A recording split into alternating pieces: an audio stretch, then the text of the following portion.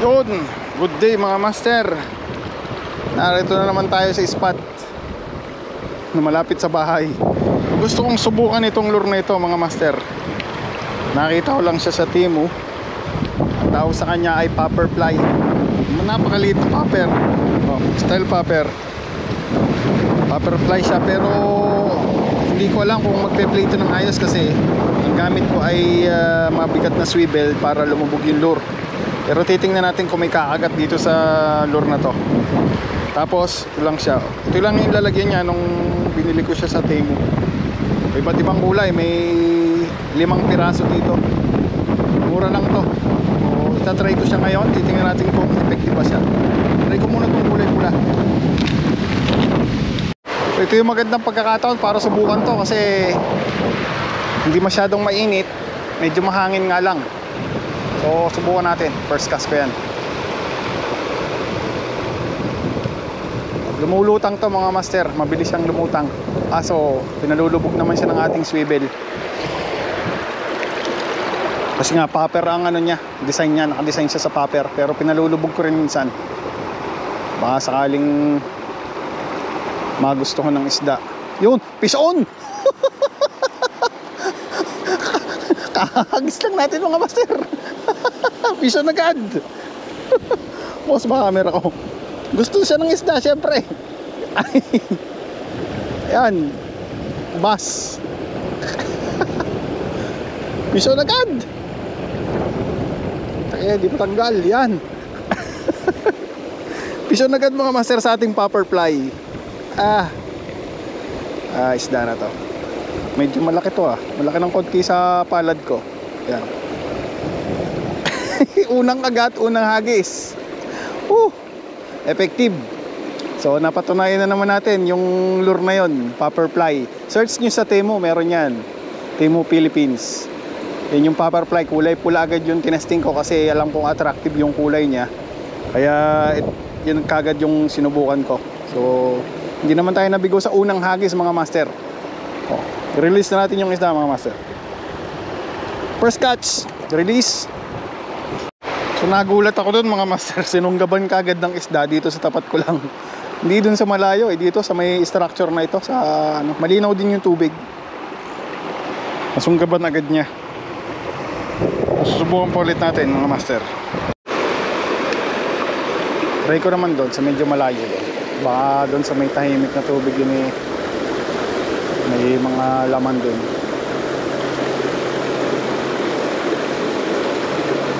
Yun, hinahabol niya. Dito naman sa Banayad na lake.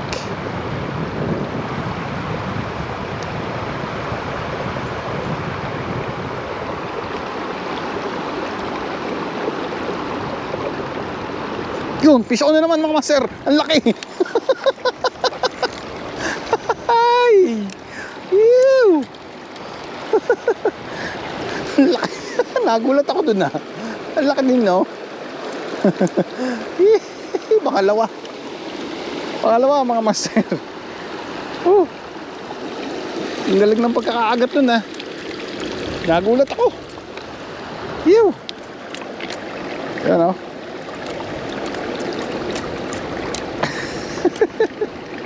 Effective mga master, effective.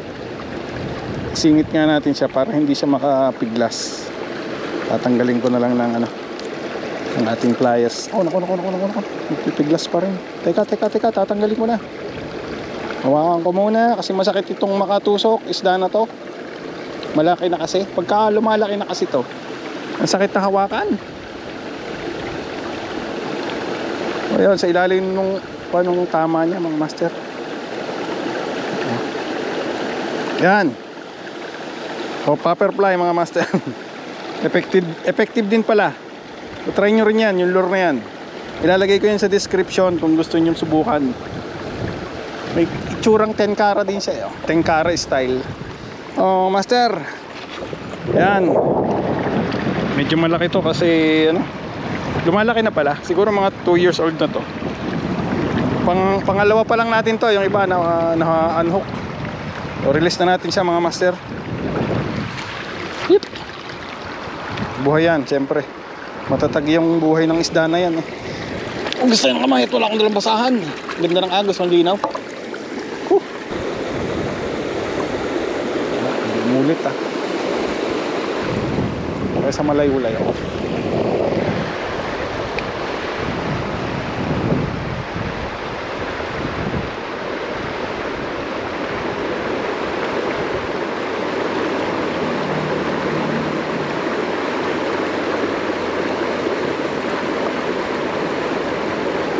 Ala, nawala. Natanggal yung lure mga master. Mga master. Paghagis ko, nawala yung lure. Doon sa may agos, siguro natanggal sa ano doon sa swivel ko. Gagawa na lang akong panibagong setup. Itong orange naman ang gagamitin ko. Dito milapon yung lure. Siguro natanggal na sa pagkakasabit sa aking swivel mga master. Kaya nag-setup na lang ako ng panibago. Pas ulit tayo. Sayang yun pero okay lang. Mura lang naman ang lure na yan. Subukan natin. Sa kabila na yan.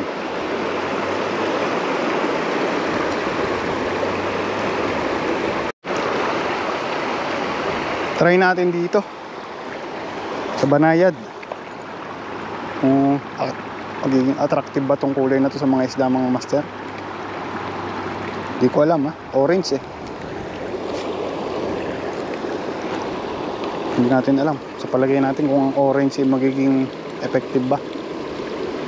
Sana. Daya yata. Simula nung hinagis ko, walang pumapansin. Parang kahit humabol man lang, wala. Try pa rin natin mga ilan pa.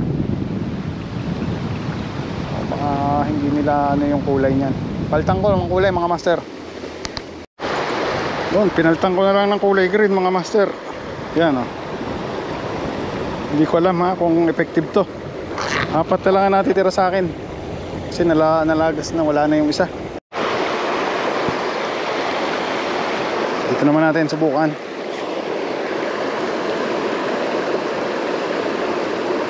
Yun, fish on mga master. Fish on. Fish on. Lumulundag pa. Fish on. Yung kahagis ko lang. Fish on naman tayo mga master. Pangatlo. Maganda yung kulay ng lure siguro kaya ganun. Kung may baba ito ah. Yan, nakabitaw na. So yun, nakabitaw na siya mga master. Nakapison tayo pangatlo. Ew!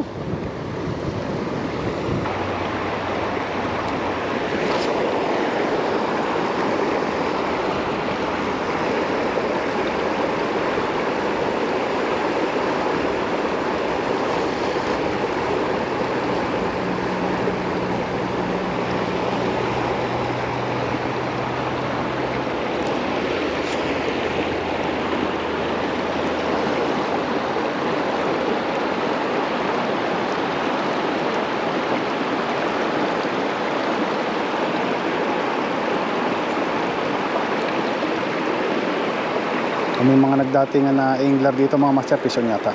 May kumagat. Yung fish on mga master, fish on. Fish on. Pangapat mga master. Oop, nahulog. Doon, nahulog siya doon. Pangapat ko na yung mga malalaki din yung mga istampo may permi dito. Sana may mas malaki pa doon. Minute na ulit.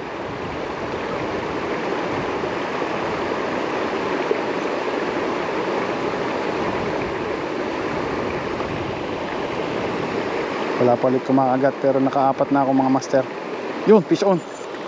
Fish on. Fish on. Nakabitaw. Fish on, ang laki nun ah.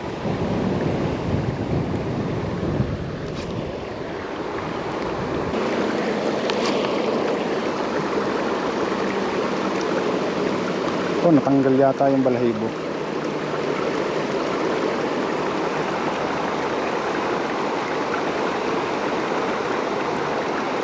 Hindi natanggal mga master. Tumilapon na naman yung lure ko. Nawala na. Ayun oh.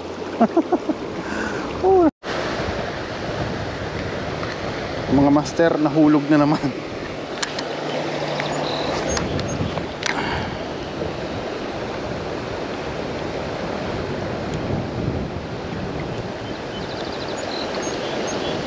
Tatlo na lang ang natira mga master.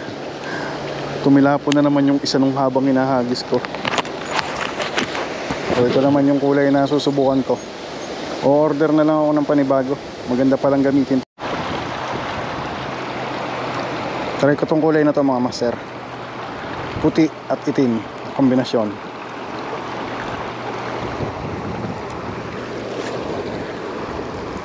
Tumilapon eh. Panibagong kulay sa mga isda.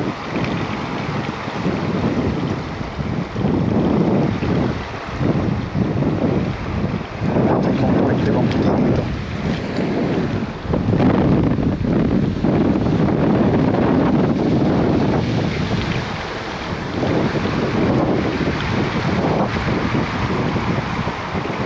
Mabilis na siyang lumubog doon sa ano kasi matagal yung sigil ko.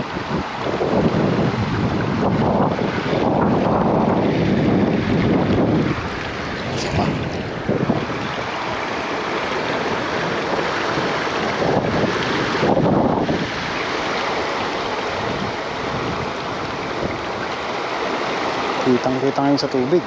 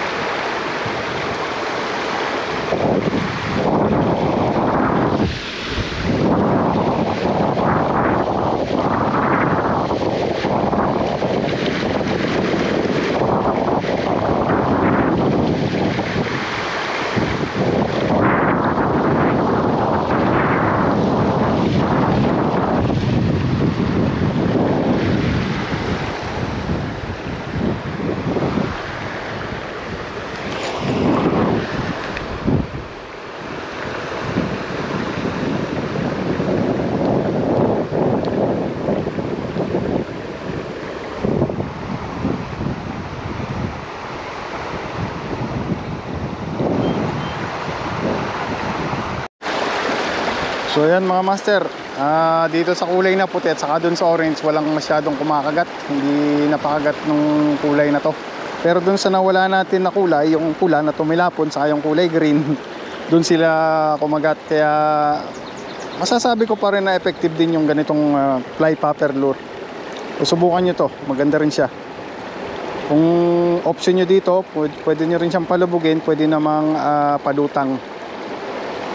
Kayo na lang ang bahala kung paano nyo i-retrieve ng kagaya ng popping kasi napakaliit ng lure na ito. So ayun mga master, salamat sa panonood nyo at nagkaroon na naman tayo ng isang magandang session sa fishing gamit ang ating fly popper lure. So mabibili nyo yan sa Temu. Subukan nyo rin kung meron kayong hilig sa mga ganitong klase ng lure o mahilig kayong sumubok ng mga iba't ibang lure. Try nyo to at the best din. Salamat sa panonood. Hanggang sa muli, fishing pa rin tayo at susubok po tayo ng mga iba pang lure, at testingin natin dito sa spot na to. So maraming salamat mga master. Fish on!